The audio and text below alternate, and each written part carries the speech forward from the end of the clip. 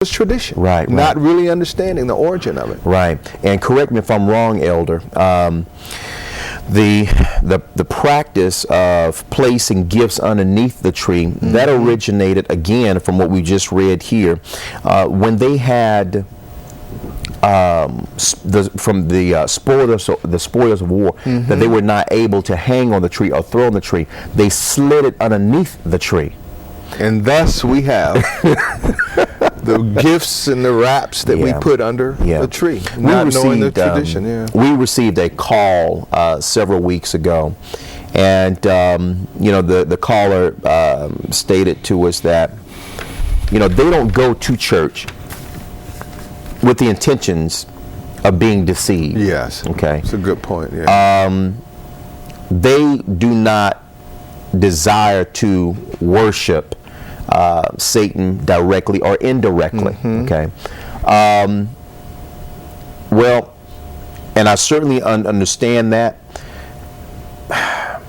All of us were in ignorance. My concern is that even after people view this program, even after people do the necessary research, they're going to find a reason to justify their paganistic practices. It's tradition.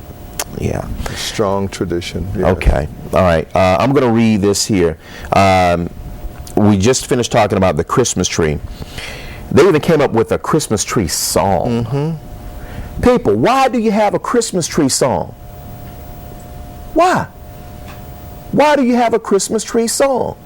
And keeping with the German, the Celtic tradition, they actually sang it in a German tongue, calling it Tannenbaum, which is that right? Which is for Christmas tree.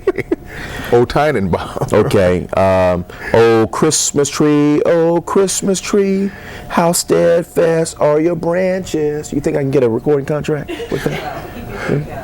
Keep your day job. Here we go. Here are the lyrics. Oh Christmas tree, how steadfast are your branches.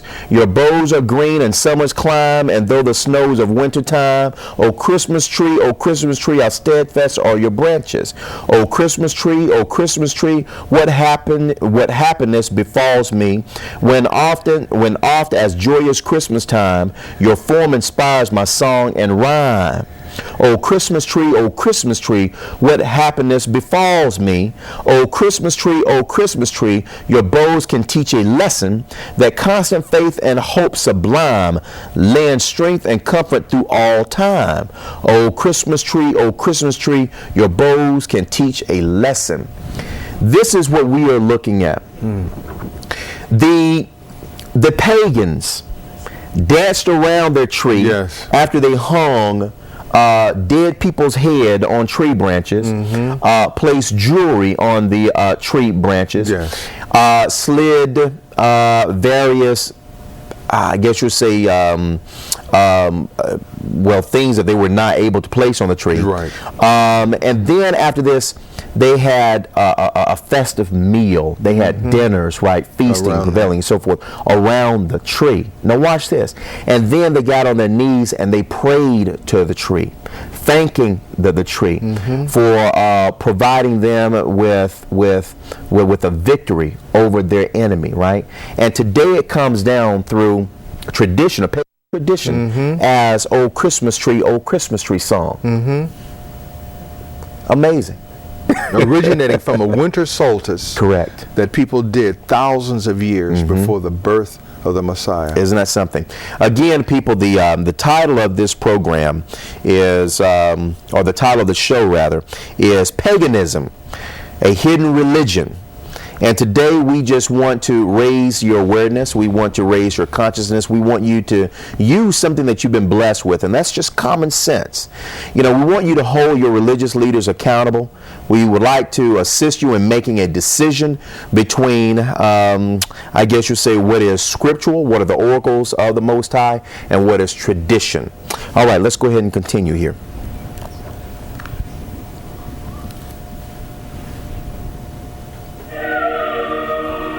While Romans were worshiping the sun god, a new religion was taking hold throughout the empire. At first, Christians didn't celebrate the birth of Christ. What? His resurrection was the essential fact of the new religion. Now, Elder, let's go look at something right quick. Let's go over here to the book of let's go over to the book of Luke. Let's go over to the book of Luke. And I found that to be very profound because he says here that the early Christians did not acknowledge a Christmas. It was the actual resurrection or his death that they commemorated. Let's go over to Luke chapter 22. And Luke chapter 22, we're going to pick it up at verse 17. And it reads, and he took the cup. This is the Messiah, Yeshua. And he took the cup and gave thanks and said, take this and divide it among yourselves. For I say unto you, I will not drink of the fruit of the vine until the kingdom of Elohim shall come. And he took bread and gave thanks and broke it and gave unto them, saying, this is my body, which is given for you. This do in remembrance of me. Mm-hmm. The Messiah never said acknowledge his birth. That's right. He never said acknowledge his birth, right? But he said acknowledge his death. Yes. All right. Pesach. And they even do that on the wrong day. The question of the holy birth became impossible. I'll go ahead and back up here. I tell you. Fact of the new religion. By the 4th century, however, the question of the holy birth became impossible to ignore. There were questions within the church about how to even imagine Jesus. Some people believe that Jesus was purely a spiritual emanation of God, and others believe that Jesus must have actually appeared on earth, and so the decision to celebrate Jesus' birth meant that Jesus was actually a human or a human form. For Christians, the fact of his birth was settled, but the date remained a mystery. The Bible doesn't mention exactly when Christ was born, that's right. But certain facts suggest it probably was not in December. If you're going to sort through the runes of the scriptures, Jesus was probably born in the spring. If the shepherds are out in the fields watching their flock by night, we're not talking about one of the cold spells at the heart of winter.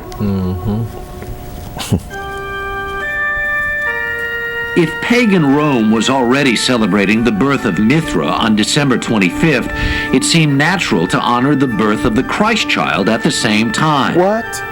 By the 4th century, the church made it official. December 25th was declared the feast day of the Nativity. Okay, now, Elder, let me ask you a question. The church made it official, okay? Elder, was it the Baptist church?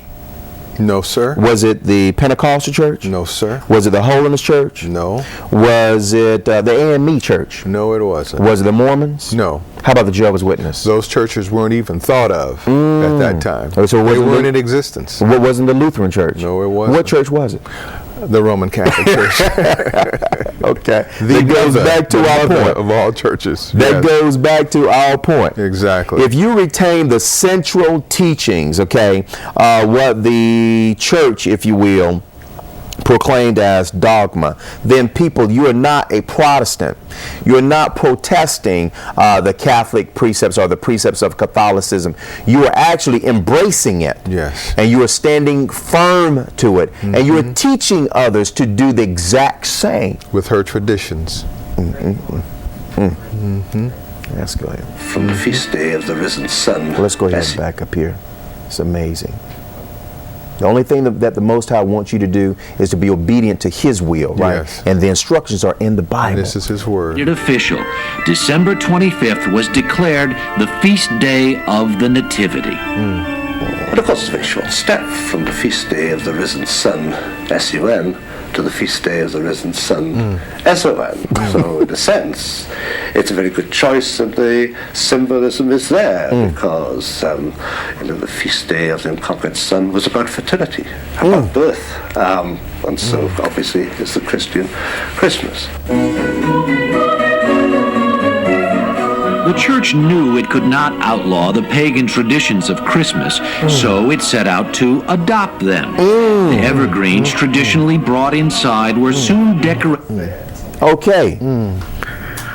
Here's your apples. It's serious. So did we not